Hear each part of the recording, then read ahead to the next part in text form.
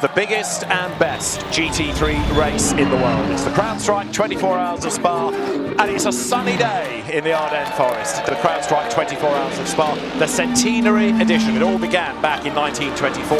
This the 76th run.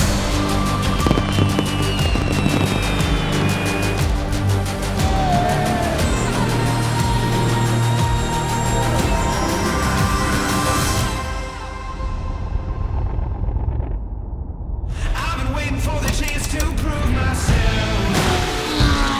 Take the wheel, hit the gas, gonna race some hell. 2020 was our first year as a team, and then to be literally fourth season in as a new team, to be competing at this level, to be at events like Spa 24 that myself and Asa used to get excited about, watching on the sofa at home and napping in between and watching the race and all that. Wasn't sort of expected, but I think we did a sort of a good job yesterday. It's a dream sort of come true in a way. Big thanks to sort of the whole team and everyone involved. Even the team from the start, we've still got people that have been there since day one. Part of it as well is sort of the way we crew the team and driver lineups they're all friends of ours that we've known for a long time, which I think is a main important thing. You've got Lewis Williamson and Martin Kodrick this weekend, which have been friends of ours, and it's just having people like that around us, having it friendly but also serious at the same time. But it's ideally as a team our first ever 24 hours. Obviously the first goal is to finish. It's a long way to go. The pace was there from all the guys, but as a bonus, as a luxury to take away, if we can get a podium in class. Sort of the lineups are very strong compared to what we have, so I think to be on the podium in class would be overachievement that we'd be happy with.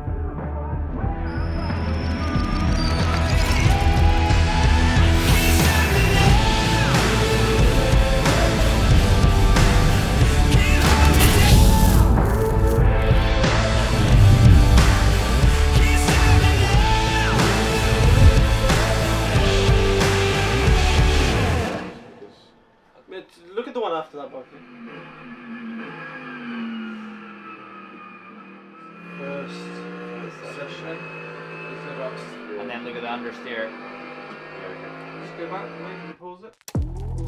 What's the target for the race? I don't want to set too many expectations really, mainly just to enjoy the race really. It's a long, difficult race, full 24 hours, so just to get through the night really, hopefully, and then full attack mode in the morning really. Definitely most challenging is driving at night. Just everything's thrown at you so quick. It feels like you're doing double the speed that you are in the forest area of the track, sector 2 really. You can't really see anything. And you see the fans around the track, they're having barbecues and setting off fireworks and stuff like that. So it's a pretty cool experience, and then especially going from dark to the night in the morning as well, that's quite a cool experience to do. So I'd say driving at night is most exciting. I think just hooking the whole lap together, to be honest, is pretty difficult in itself. It's got lots of fast corners, slow corners to camber, and just you've got to try and hook it all together really, and that's probably one of the biggest challenges. For me, my first experience at Spa was 2017. So since then I've done it 5 times, the 24-hour race. So it's a race that as a driver you want to be part of. For me, it's the best GT3 race in the world. So I feel very fortunate to get the opportunity to do this race and to be in such a good team like Seas Motorsport and have the drivers, Frank, Martin and Issa in the car is phenomenal. So for me, I'm super looking forward to this year. I think there's always additional preparation done for this race because it is the greatest GT3 race in the world. That makes it super special, super tough, super competitive.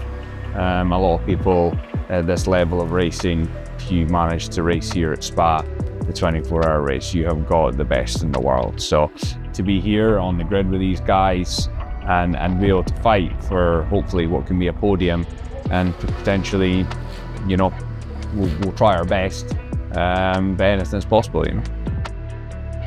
What will be our perfect race? Our perfect race would be staying out of trouble, being disciplined, consistent and quick, capitalize on others' mistakes, not let anyone else capitalize on us, because hopefully we won't make many. And I think that's the key to getting to that top step of the podium.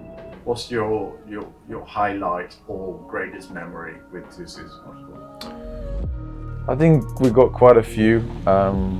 We actually won quite a few races, but probably I would say two highlights. We won Silverstone 500 in 2021, which is a great race, but I think I'd put above that our win at Golf 12 Hours in Bahrain on our home race. So I'd say that was probably the nicest memory. Could you describe the progression of Isa? So when I met him, I would say he was a home hero. He was a very fast man around Bahrain, but now he turned into a driver that can, push it around track like Spa. So I think that should tell you everything. He's been doing a great job this weekend, and I'll probably say I told him as well that he's been driving the best ever at this moment. So yeah, I'm really proud of him and how far he's come. Could you give me 3 words describing Seas Motorsport? Professional, fun, and fast.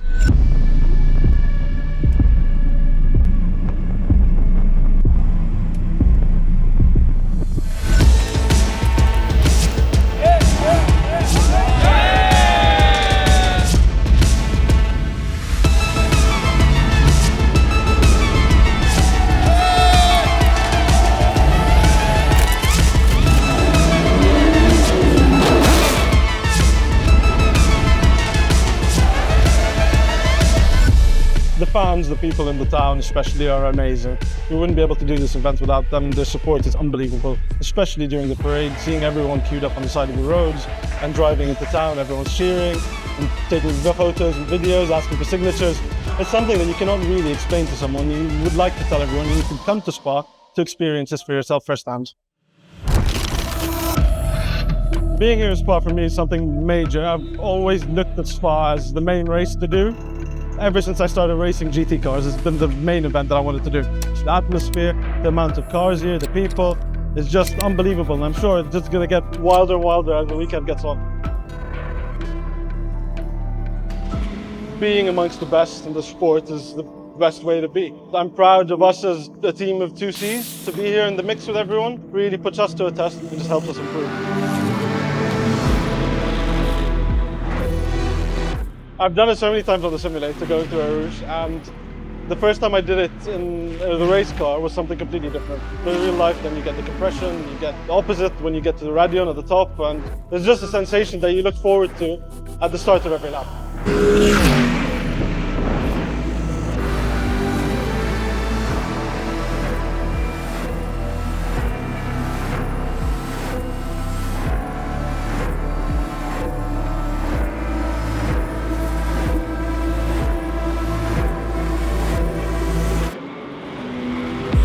Focus has been really short run pace in preparation for qualifying, making sure the drivers are up to speed, they're comfortable in the night, making sure the headlights are okay, all the stuff in the cockpit's okay, pit stops, technical stops, the drivers maximising their entries, maximising their exits. So there's been many boxes to tick. Qualifying was okay, we had 3 clean runs. In general, I'd say we're reasonably happy, not just the drivers but also the team, the engineers, so I think we're in a good place. I feel happy with what we've ticked off. The big variable, and something which is out of our control, is the weather. So we predict some rain coming for the race, but it's just Spa and it's what Spa throws at you. So let's see what the weather does. And we look forward to going racing.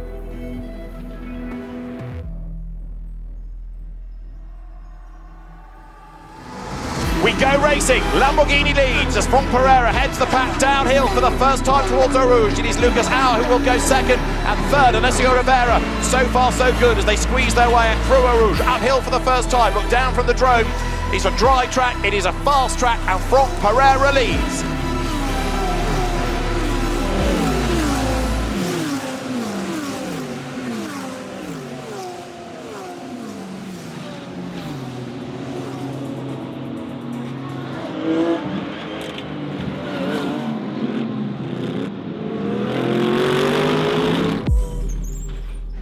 How was the start of the race? It was challenging, fairly hot, but we made it. We came in, I think, one position ahead of where we started. So yeah, we hit the goal that we needed. Looks like we did very well. So Martin's just got out of his double stint, so we got some feedback from him there. For me, we just got to wait and see how it pans out towards the night. I think the balance will come towards us, and then with the conditions shifting, yeah, we're fine. We're still on the black stuff. We haven't got any damage, so that's just good. So yeah, we just keep chipping away now. Okay, copy. So it's Casper in the Lambo in front. So just back up to him, open the gap to get them. T9, copy. That was the worst conditions I've ever driven in my life. So sketchy, but I'm just glad we brought it home safe. And I think we're in a good spot at the minute, and yeah, see what happens. Right, at this stage in the race, if you're just coming in looking at timing screens, we've got a gold class car leading outright. It's Frank Bird leading for Seas Motorsport. A bronze class car.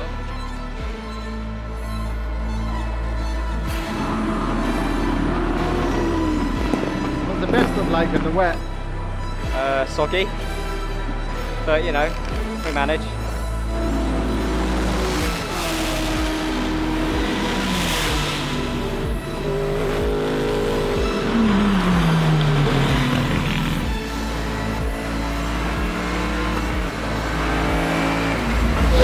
Wow, that's very dramatic, I'm afraid, for Frank Bird. Well, it's a gold class leader. Remember, that was running in the top 6. He was indeed.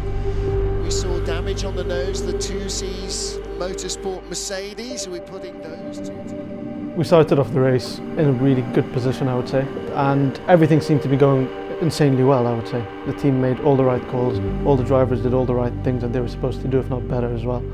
And we worked our way up into the night, and we were at one point leading the pack, and the weather was horrible. You couldn't see anything, the visibility was very poor, and we were leading. And that's when I came in to end my stint, for me to relax, and then before I went again. I remember I got out the car, and literally as I just dozed off, Nick came running in to tell me that there had been an incident and the car was in the garage and had to be repaired.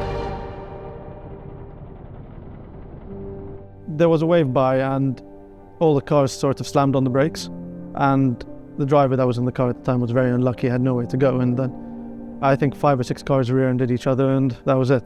We burst the radiator, did some damage to the front end, and yeah, it was heavy enough that we had to box. As the team, everybody probably felt the same, just deflated. And then, yeah, everyone just sort of looked at each other, and we didn't even have to ask what we do, and it was everyone sort of knew by sort of eye contact that we're going to fix it and get it back out there. I take the positives from that weekend, that we were fighting at the top, because I did not really expect to be leading this overall Spa 24 at one point. It shows that the team is capable of delivering at that level. I'd like to thank everybody at Seas Motorsport for all their hard work. I'd like to thank Issa and his father, and all of our sponsors and partners, especially GFA. I think what's coming next for 2025 is something bigger, better, and I think for ourselves we'll definitely be back with Asa at Spa 24. Just have to wait and see.